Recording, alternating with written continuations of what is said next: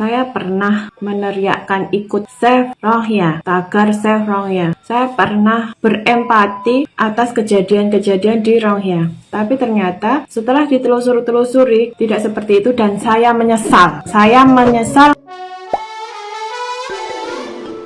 Hola netizen yang tercinta, Kapolri Jenderal Listio Sigit Prabowo menyebut Indonesia mau tidak mau mesti menerima kedatangan para pengungsi Rohingya sebab sudah ada kerjasama dengan UNHCR. Pengungsi Rohingya itu diketahui berada di wilayah Aceh. Mereka berjumlah lebih dari 1.000 orang. Keberadaan mereka sempat ditolak warga sekitar. Kata Sigit, diatur soal waktu para pengungsi bisa tinggal di negara transit hingga kemudian melanjutkan perjalanan mereka ke tempat tujuan. Terlepas hal itu, Sigit menyebut yang terpenting masyarakat tetap harus menghargai para pengungsi sebab mereka sangat membutuhkan pertolongan. Sebelumnya diberitakan Menko Polhukam Mahfud MD menegaskan Indonesia hanya sementara menampung ratusan pengungsi Rohingya untuk sementara. Apalagi menurut Mahfud, Indonesia tidak ikut menandatangani kesepakatan tentang penampungan pengungsi dari Rohingya. Hal ini disampaikan Mahfud MD setelah pemerintah memutuskan untuk menampung pengungsi Rohingya yang terombang-ambing di atas kapal di perairan Aceh. Namun keputusan pemerintah untuk menampung pengungsi Rohingya karena didasari rasa kemanusiaan.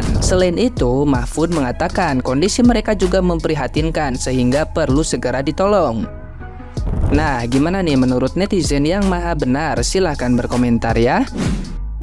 Ini nih yang orang yang nggak bersyukur, udah dikasih makan, dikasih tempat tinggal gratis, kerja kagak, nyusahin di negara orang, nggak bersyukur lagi.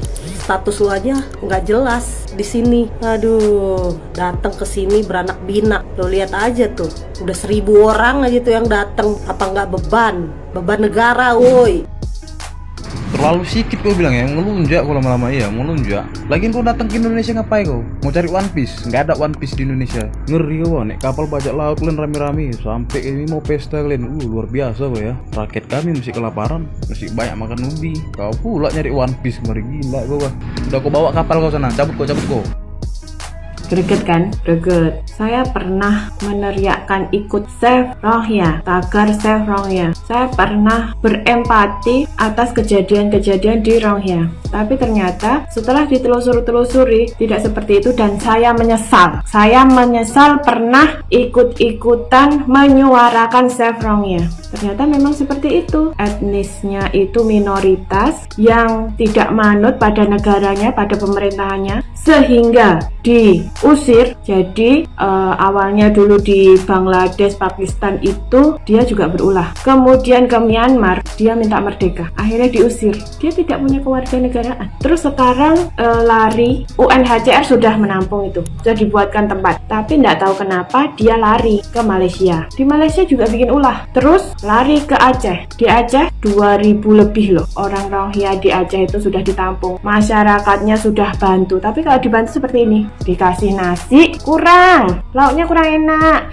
nasinya kurang banyak. Padahal yang ngasih itu berangkat pagi, pulang sore untuk kerja, makan seadanya, pas-pasan, yang penting kenyang. Yang dibantu, karena kerja, duduk-duduk santai-santai, nunggu bantuan, nunggu makanan, terus komplain, makannya kurang banyak. Ya Allah, aduh, mari kita suarakan Rohingya balik ke negaranya, membantu, nggak harus menampung.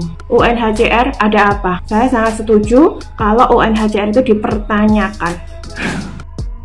Nah sebenarnya sih aku tuh sedih banget dan iba banget terhadap orang-orang muslim Rohingya ya, susah banget ya manggilnya Rohingya. Oke. Jadi cuman pas aku lihat baca komentar itu banyak sekali netizen Indonesia tuh yang kayak kenapa sih gitu, keenakan banget dikasih makan nggak pergi, kayak seolah-olah itu komennya di sana itu kayak benar-benar menjudge orang Rohingya. Oke, di sini aku cuman mau berbagi cerita sedikit buat kalian ya, biar hati kalian tuh terketuk dan bersyukur sekali kalian jadi warga Indonesia. Oke, jadi sebenarnya orang Rohingya itu mereka itu berasalnya dari Myanmar ya teman-teman. Nah di negaranya sendiri di Myanmar mereka itu tidak mendapatkan hak asasi mereka sebagai warga Myanmar. Mereka itu sering mendapatkan kekerasan, pencabulan, bahkan hal-hal yang sangat menyedihkan di negaranya sendiri di Myanmar. Jadi mereka itu tuh nggak diakui gitu loh sama negaranya. Jadi kayak walaupun ada orang yang melakukan kekerasan ke mereka dibunuh atau mereka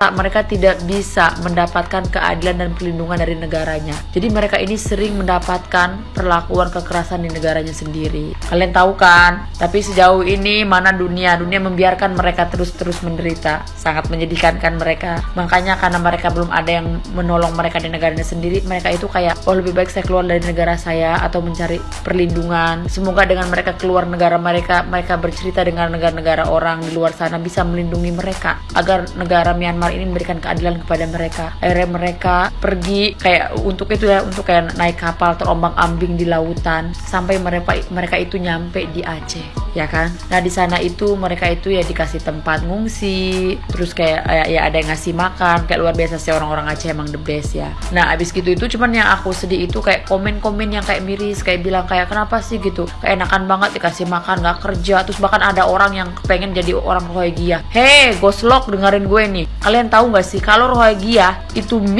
bisa memilih takdirnya, mereka itu tidak akan pernah ingin menjadi kaum Rohingya. Kenapa? Karena menjadi mereka itu sangat menyedihkan, sangat menyulitkan. Mereka aja nggak mau jadi orang seperti itu. Sekarang kalau mereka kerja di Indonesia memang bisa, nggak bisa. Mereka nggak punya identitas, mereka nggak punya visa kerja, mereka nggak punya KTP, mereka nggak mungkin bisa kerja di Indonesia dan tidak akan pernah kerja di Indonesia. Sekarang kalau orang-orang bilang katanya orang Rohingya begini-begini, mereka juga nggak mau dilahirkan dan ditakdirkan menjadi seperti itu. Mereka nggak mau. Mungkin kalau mereka bisa memilih, mereka nggak akan pernah mau memilih jadi orang Rohingya. Mereka itu memang sudah takdirnya menjadi seperti itu. Memang dunia ini tidak adil untuk orang Rohingya. Tapi seenggaknya sebagai sesama Muslim, kita itu masih punya hati nurani untuk ya, walaupun kita nggak bisa bantu mereka, kita doakan mereka, biarkan mereka mendapatkan keadilan di negaranya. Terus kayak jangan kita tuh kayak seolah-olah tuh kayak ngomporin agar benci kepada Rohingya, itu nggak boleh teman-teman. Karena mereka juga tidak pernah ingin terlahir menjadi orang-orang Rohingya yang mana di negara yang tidak diakui, mereka mendapatkan kekerasan. Kalian tahu nggak sih nasib mereka itu sangat menyedihkan. Nggak enak, nggak gampang menjadi mereka itu sedang mendapatkan ujian di dunia ini sangat berat oleh Allah. Makanya dari pelajaran sini kenapa sih aku bilang kita ini bersyukur banget tinggal di negara Indonesia. Karena di Indonesia ini mayoritas itu negaranya itu orang Muslim dan juga pemimpinnya orang Muslim.